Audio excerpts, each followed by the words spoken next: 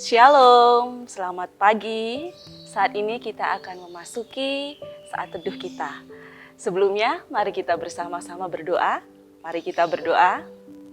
Bapa kami yang ada di dalam surga, selamat pagi. Terima kasih untuk berkat dan penyertaan Tuhan kali ini. Tuhan Yesus, sebelum kami memulai kegiatan kami ingin mendengarkan firman Tuhan dan merenungkannya. Kiranya Tuhan tambah-tambahkan hikmat kepada kami sehingga kami bisa mengerti maksud dari Tuhan. Di dalam nama Tuhan Yesus, kami berdoa dan mengucap syukur. Amin. Sekali lagi, selamat pagi jemaat yang dikasihi oleh Tuhan. Saat ini kita akan merenungkan firman Tuhan. Saya akan memberikan tema yaitu SMA, sukacita memuji Allah.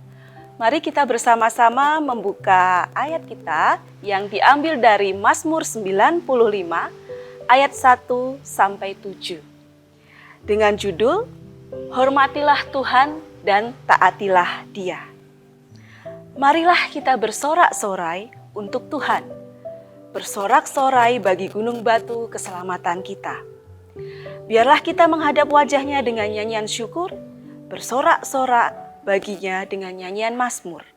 Sebab Tuhan adalah Allah yang besar dan Raja yang besar mengatasi segala Allah. Bagian-bagian bumi yang paling dalam ada di tangannya, puncak gunung-gunung pun kepunyaannya. Kepunyaannya laut, dialah yang menjadikannya, dan darat, tangannya lah yang membentuknya. Masuklah, marilah kita sujud menyembah, berlutut di hadapan Tuhan yang menjadikan kita. Sebab Dialah Allah kita dan kitalah umat gembalaannya dan kawanan domba tuntunan tangannya. SMA, sukacita memuji Allah. Di dalam nats ini kita akan membahas 2 poin, yaitu bagaimana memuji Allah dan mengapa kita harus memuji Allah. Mari kita bersama-sama melihat pada ayat yang pertama. Di situ dikatakan, marilah kita bersorak-sorai untuk Tuhan. Bersorak-sorai bagi gunung batu keselamatan kita. Di sini penulis memberikan ajakan kepada kita semuanya untuk memuji Allah, karena itu adalah sesuatu yang harus kita lakukan. Bagaimana memuji Allah berdasarkan nats ini? Kita akan melihat ayat bersorak-sorai, kata bersorak-sorai. Di dalam King James Version ditulis dengan kata sing atau menyanyi. Sedangkan di dalam bahasa Ibrani diambil dari kata dasar ranan, yang berarti menyanyi dengan bersukacita yang meluap-luap dan nyaring. Sehingga sorak-sorai di sini bukan sembarang berteriak atau menyanyi dengan suara yang nyaring, tetapi menyanyi juga dengan suatu perasaan sukacita yang meluap-luap. Tidak setengah atau seperempat meluap-luap.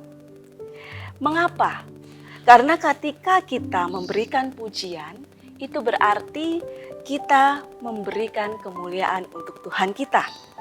Sehingga harus kita lakukan sebaik mungkin dan dengan keadaan yang terbaik dari diri kita. Bersorak-sorai dengan suara kita. Pujian yang tulus hadir karena kita merasakan kebesaran, kasih dan penyertaan Tuhan secara nyata di dalam kehidupan kita. Sehingga kita bisa bersorak-sorai dengan sukacita yang meluap-luap. Lalu poin yang kedua, kita lihat di dalam ayat yang ke-6. Masuklah, marilah kita sujud menyembah.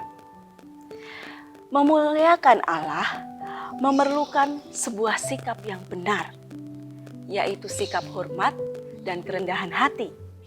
Tidak hanya sekedar memuji Allah dengan suara kita, tapi kita diajak juga untuk memuliakan Allah dengan apa yang ada di dalam diri kita, jasmani kita, fisik kita, dan keadaan rohani kita secara menyeluruh di dalam kehidupan kita.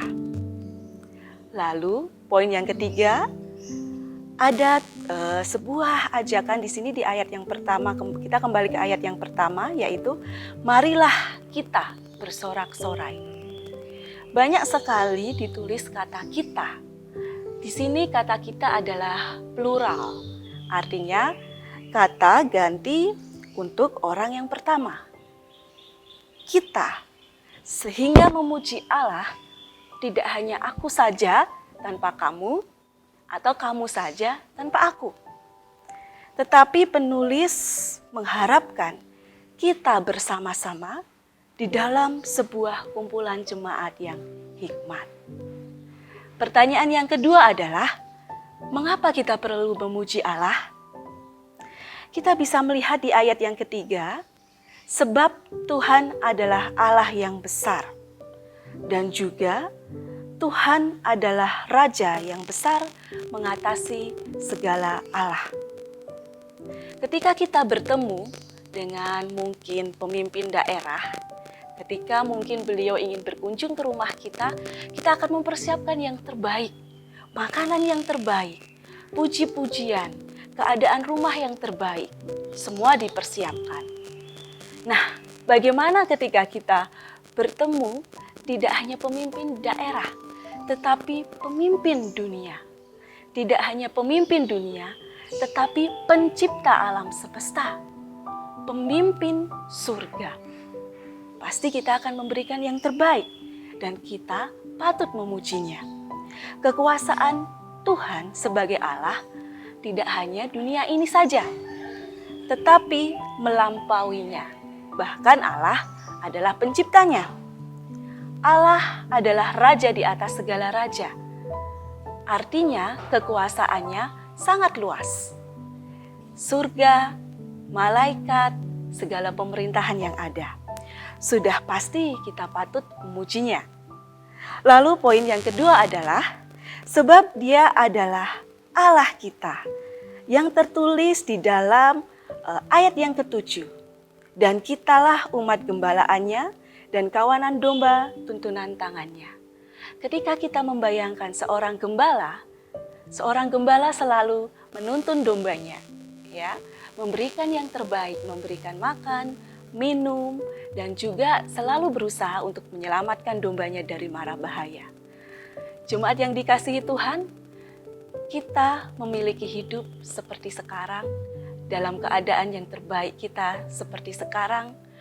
Apapun yang kita miliki sampai saat ini, apapun yang Tuhan izinkan, sukacita, dukacita di dalam kehidupan kita, namun kita masih bisa bertahan hingga saat ini, adalah karena tuntunan gembala kita yang menopang kita, yaitu Tuhan Yesus, Tuhan Allah kita.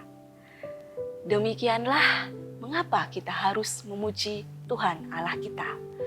Pertanyaan terakhir yang ketiga adalah, sudah siapkah kita memuji Allah dengan keberadaan kita pada hari ini? Mari kita berdoa. Bapa kami yang ada di dalam surga, terima kasih untuk firman Tuhan, renungan pada hari ini. Berikanlah kami kekuatan Tuhan untuk selalu memuji Tuhan dengan yang terbaik yang ada di dalam diri kami. Tidak hanya hari ini atau esok, tetapi di dalam hari-hari kami. Kami siap memulai aktivitas kami siap memberitakan Tuhan di dalam kehidupan kami. Di dalam nama Tuhan Yesus kami berdoa dan mengucap syukur. Amin.